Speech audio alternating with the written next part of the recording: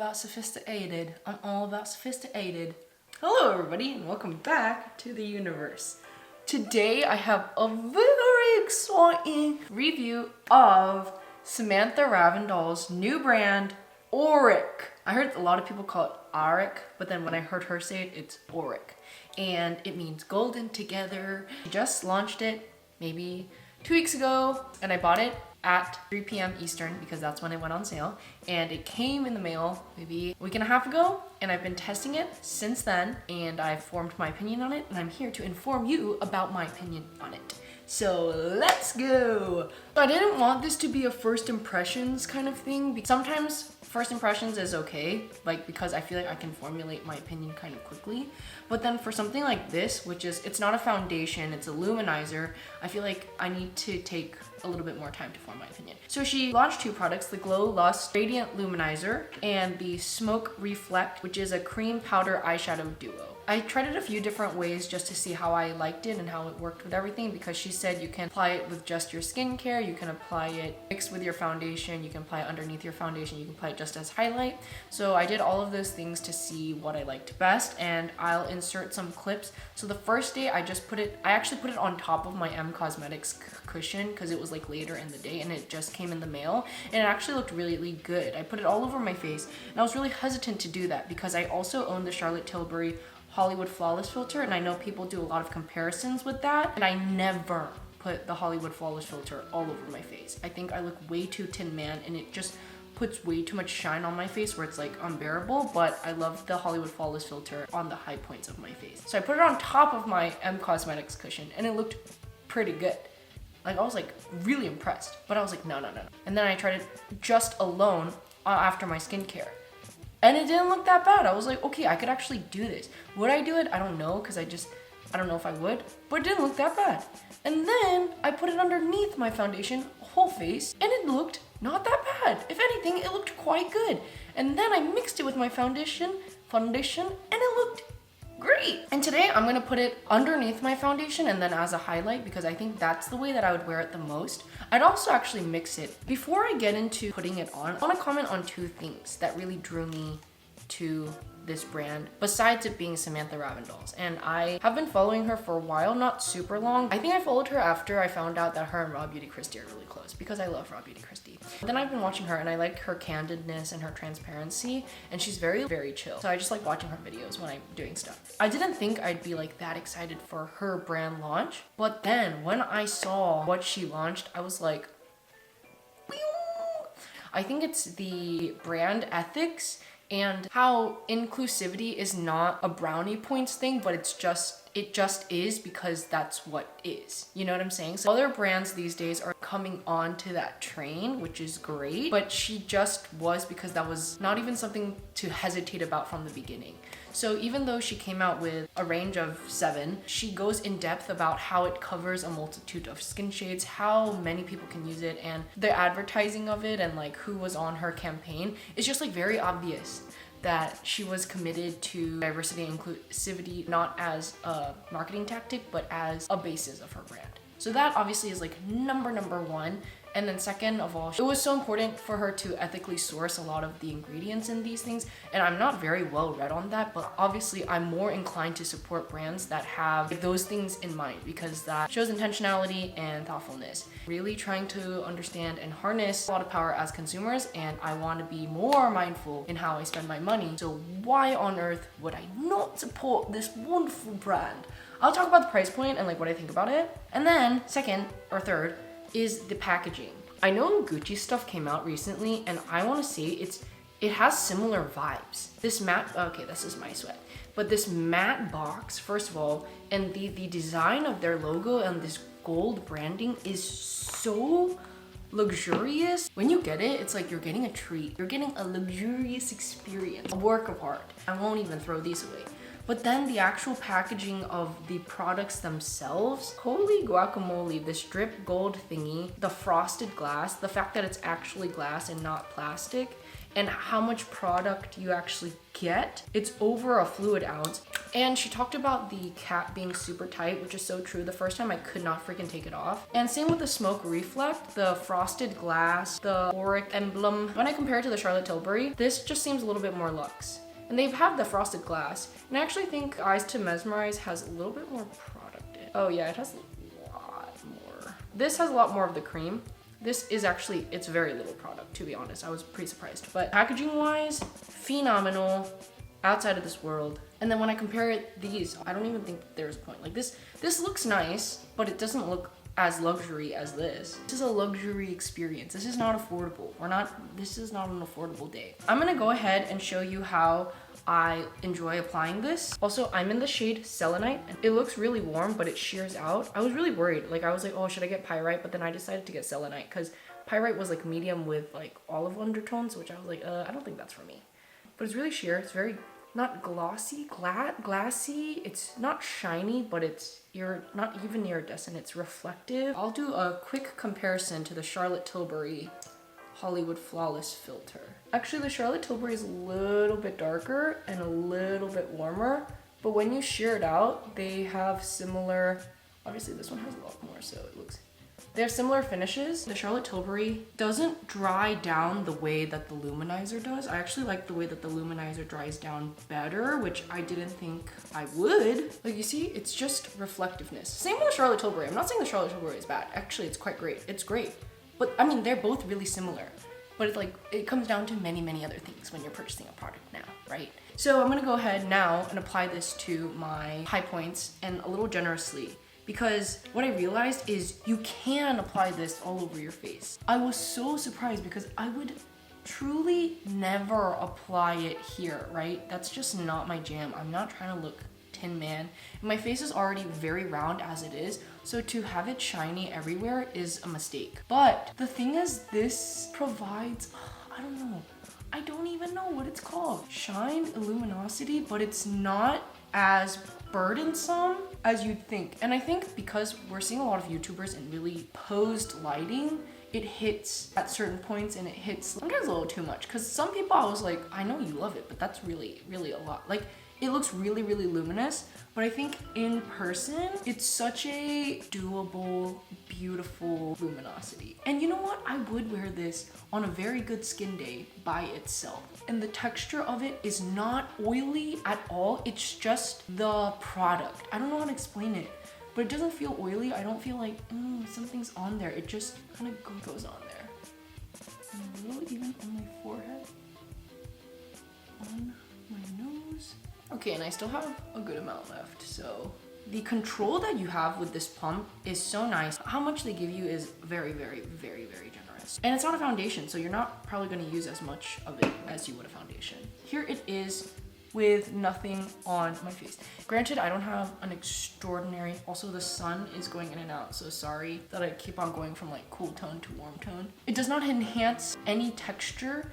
It's not as reflective shiny as the Charlotte Tilbury one, but it's so similar that you're really scrutinizing to be like, oh, there's a difference. If you're going to, point out the difference. There is a difference, but like you're really pulling teeth to get the difference, but there is. It's very slight though. You may think that I look Tin Man-y, but actually no, you're wrong. Right? I don't know, it looks so good. Like I honestly would just wear this. And it looks just like skin. There's no like sparkle speckles in it. It's just radiance. All right, so now I'm gonna do the rest of my face. I'm gonna use my Project Pan stuff. Oh, I'm using the NARS foundation and I'm actually not gonna mix it. Mixing it and putting it underneath and doing that, like that's a lot. The reason I'm using a more matte foundation is I think if I were to pair this with a dewy foundation, it would look nice, but I would not put it underneath and I would not put it all over. I would just put it probably on the high points because it will make me look oily. Like this isn't not gonna make you look oily if you're pairing it with all of this dew. It's just gonna enhance the dew. And at the end of the day, your dew is not doing it. So I think it's better to pair it with a more matte or maybe a natural finish if you're dry. And although I'm on the drier side, I can get oily in my T-zone. I'm gonna do the soft matte and be right back. Okay, so I just put on my foundation. I don't know if I mentioned this, but the Luminizer it does say hydrate. I don't think it provides extra hydration. It gives you radiance, but I don't know how much it doesn't seem to give me any extra hydration. So I sprayed my Rare Beauty spray just because I needed a little bit extra. And now before I powder, because I'm gonna use powder blush and bronzer, I'm gonna actually use the Luminizer as a highlighter, and so I'm just gonna pack it on. I will say it does not disturb nothing. So I feel like I could put it on with powder, I just don't want to. And I'm gonna put it all where I would highlight normally. I know I'm doing a terrible job right now. Don't you worry, okay? You sponge and just pat it for extra glow. I'm so proud of myself for choosing Selenite, because I was really pyrite Selenite, you know? Because Selenite is the second lightest? Third lightest? I don't know, but it's pretty light. And I was like really hesitant, but I think I did the right thing. There we go. Oh yeah, baby. Oh, dude. The intensity comes from the fact that I've positioned myself in front of lighting. But you're not always gonna get perfect or like focused lighting. So it won't look this like, if this looks shiny to you, I'm telling you in person, it's really not. It's really like a more of a natural glow. All right, so this is with it, and now I'm gonna go ahead and put on my blush and my bronzer and everything else. All right, so I've got my full face on. For some reason, my face feels kind of tight today. See, that's what I'm saying. This does not hydrate. I don't know why it says hydrate on the bottle. I think I used my Invisible Bronze by Bare Minerals. The reason the Project Pan is so good is, like, I think you rediscover that you really do enjoy some of these products. I used my Patrick Ta blush in She's Sincere. This is not in my Project Pan. I love it. And then I did, you know, everything else with my Project Pan items, and this is what it looks like so far. Natural radiance, right? It's not as like boom in your face as you thought it would be. Forgot to say the price of this. $45. Hefty, but when you think about how much you're getting and what you're supporting, if you're already looking at this, that means you're willing to pay, you know, you're looking the luxury route anyways. It's modern luxury. So it's hefty, but is it hefty? You know what I'm saying? So now moving on to the Smoke Reflect. I didn't know this, but Tom Ford has a cream and powder eyeshadow duo, and Sam said that she drew inspiration from products that she loved, but didn't, I guess, necessarily feel comfortable with the process and the brand ethics always. I'm not saying, I mean, I don't know anything. I don't own anything from Tom Ford. They're so expensive. I heard that the Tom Ford version of this, first of all, is $65, which is incredible. I did not even know that it could be that expensive. This is $29, and it's apparently basically the exact same thing. And mine is in the shade Temper. I will say though, I was surprised. It's not that much. Like this, even though it looks this deep, it's only in it this much.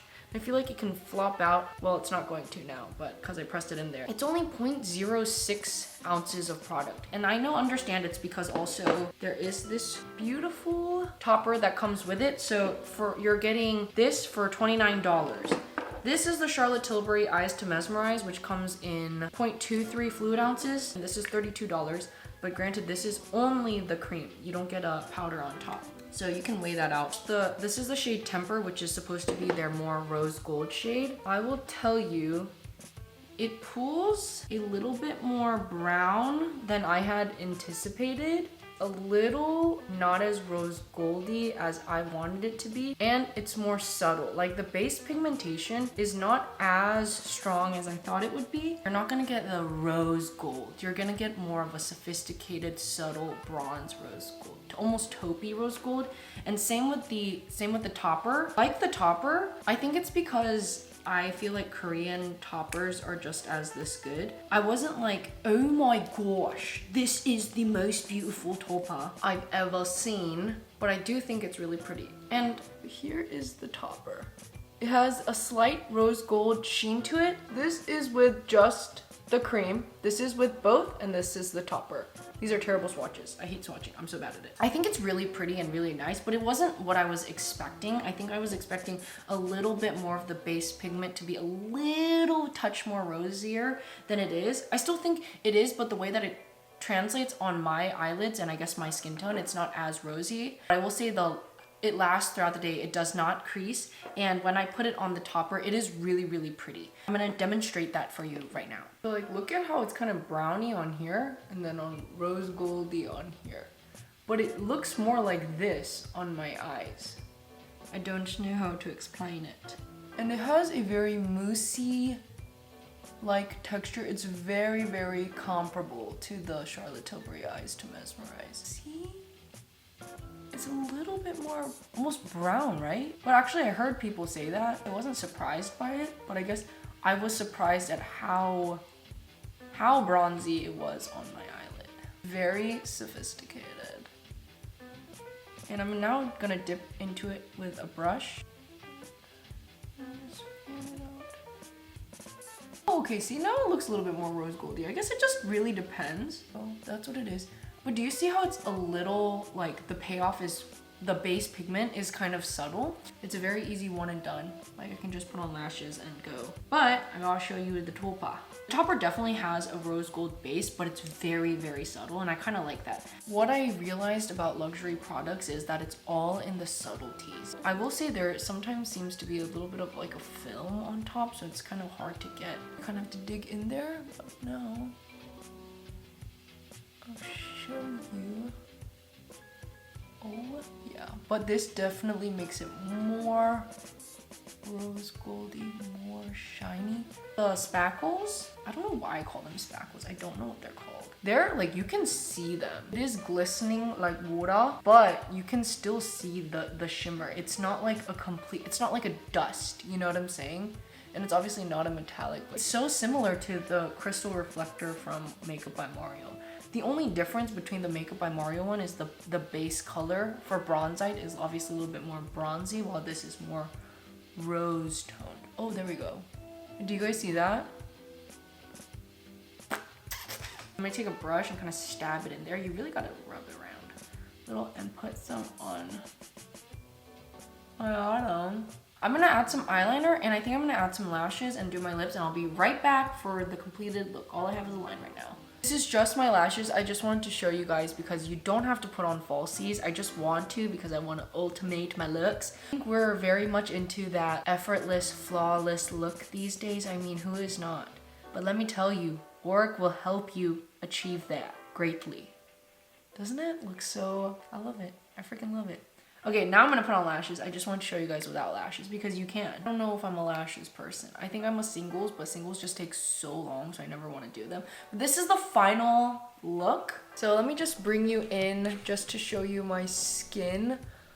Like, that's the thing is, I think this helps to blur your skin a little bit. I don't know about blur, but that the light hits it kind of makes it disperse. So it makes your textures look less textury. Here's my eyes.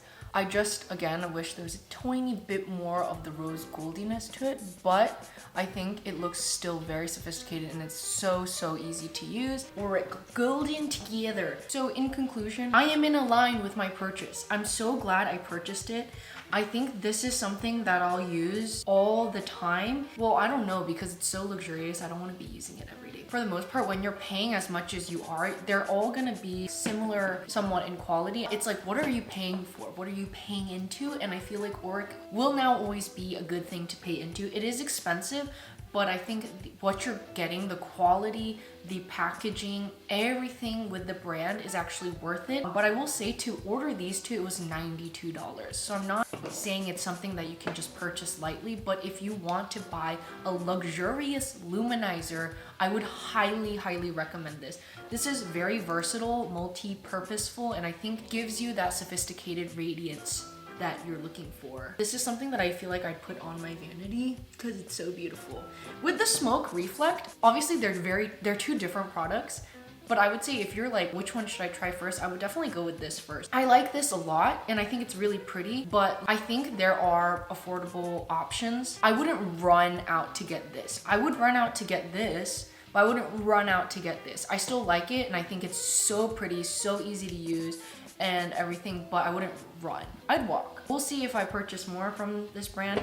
I shouldn't be purchasing, I'm in no buy February, so I won't be purchasing anything new in February, but I'm so glad I purchased this on January 31st or 26th, whenever it launched, because was such a good buy. Hope you guys enjoyed it. Hope you guys found this review helpful. There are millions of reviews and there's more in-depth ones than this, but this is my experience with these products. So yeah, that's it from me. Make sure to subscribe if you want to.